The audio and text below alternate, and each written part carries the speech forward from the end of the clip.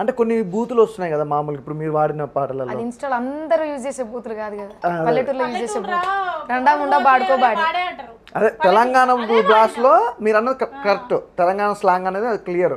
కానీ కొంతమంది ఏంటంటే బూతులు రండా గిండా అది అదేదో ఇక నేరాలు ఘోరాలు చేసినట్టు మా మీద పడుతారు, కామెంట్లు వేసుకుంటారు. కానీ అంతకంటే ఘోరం అంటే ఘోరంగా వాడుతారు.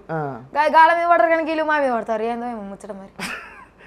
అంటే వాళ్ళ గురించి వాళ్ళకి ఏం చెప్పాలనుకుంటున్నారు? వాళ్ళకు మేము అవ్వయ్య కూడా మొక్కలే, ఆ దేవుడు మొక్కి పడి పుణ్యం అనొచ్చు, మాకు అలా మొక్కుతున్నాం.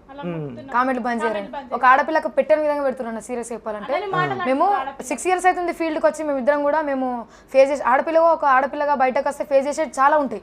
అవన్నీ మేము ఫేస్ చేసింది ఒక ఎత్తు అయితే, ఈ కామెంట్స్ వల్ల మేము ఫేస్ చేసేది ఇంకో ఎత్తు. ఘోరం అంటే ఘోరంగా. మేము ఇప్పటి వరకు ఒక మాట వల్లే ఏమనిపిస్తుంది అట్లా కామెంట్స్ చదివినప్పుడు? నిజంగా మస్తు ఘోరం బాధ అనిపించింది అన్న. మేము పేరెంట్స్కి మేము బయటకు వెళ్ళి నుంచి ఏ బాధ అయినా మాకు తెలిసి నుంచి, అసలు సమాజం ఏందని తెలిసి నుంచి మేము ఇంట్లో ఒక బాధ చెప్పుకోలేదు.